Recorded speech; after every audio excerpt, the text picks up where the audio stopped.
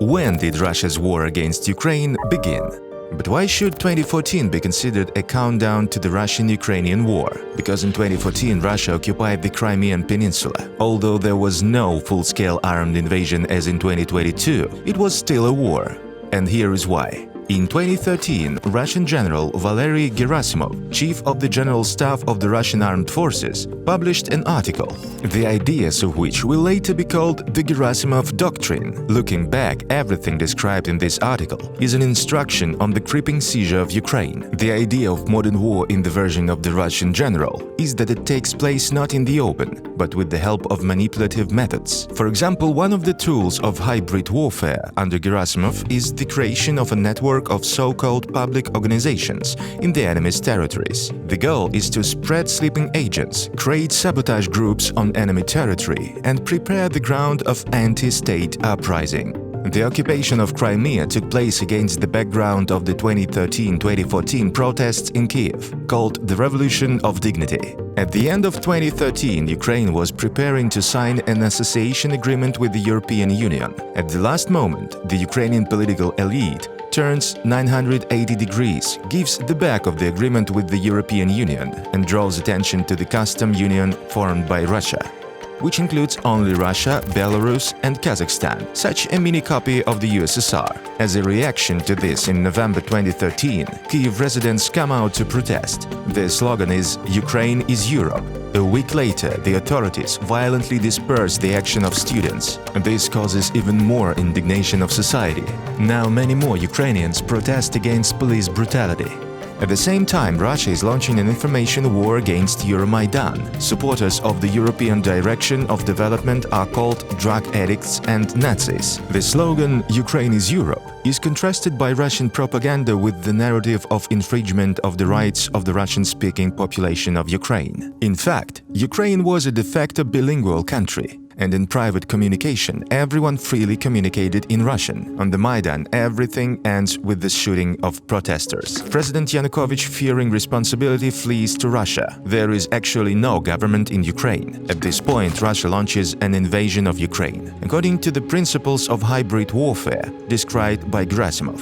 In February 2014, sabotage groups allegedly appear in Crimea from the ground. They were popularly called Green Men. Well-equipped and armed unmarked military personnel. They are supported by unknown people in civilian clothes, who call themselves self-defense units of the Crimea. They seize Ukrainian military units in Crimea according to this scenario. The so-called self-defense units are dressed in civilian clothes. They break down the gates. The Ukrainian military are not ready to shoot at civilians, and they give in shock.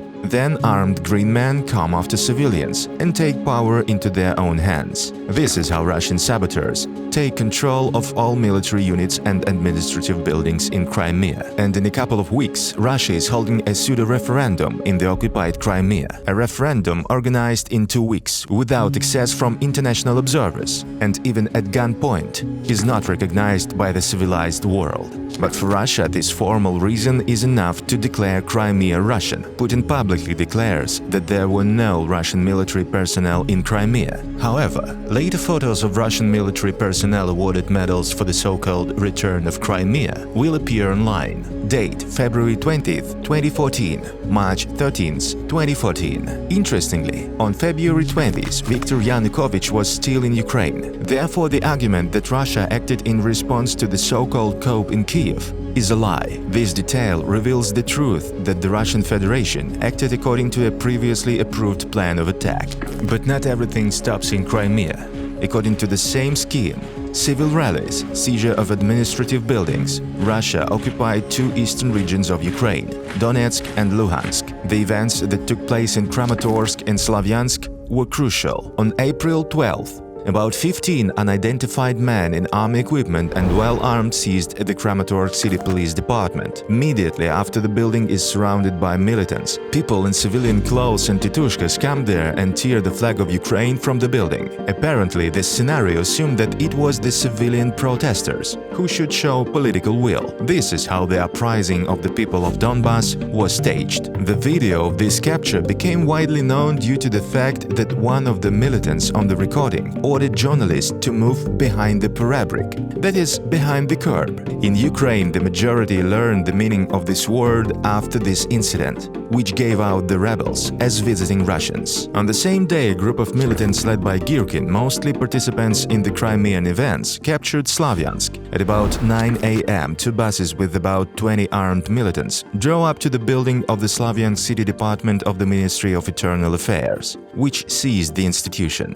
During the assault, they used smoke bombs and tear gas and fired into the air. Ukraine is launching an anti-terrorist operation in the east of Ukraine, liberating some cities and gaining a foothold on the approaches to Donetsk and Luhansk.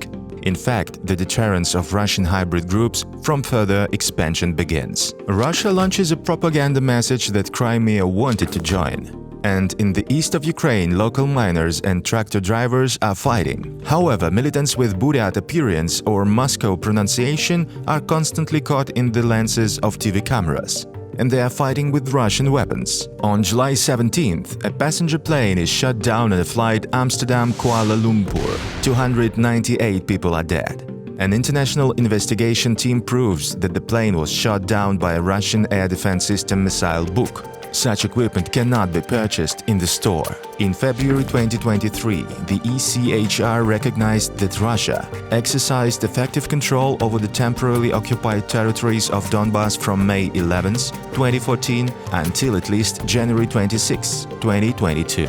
However, Russia continues to pretend that they are not there and will give it out until February 24, 2022, when no longer hiding it shells the entire territory of Ukraine with missiles. Although even then, Putin does not call it a war.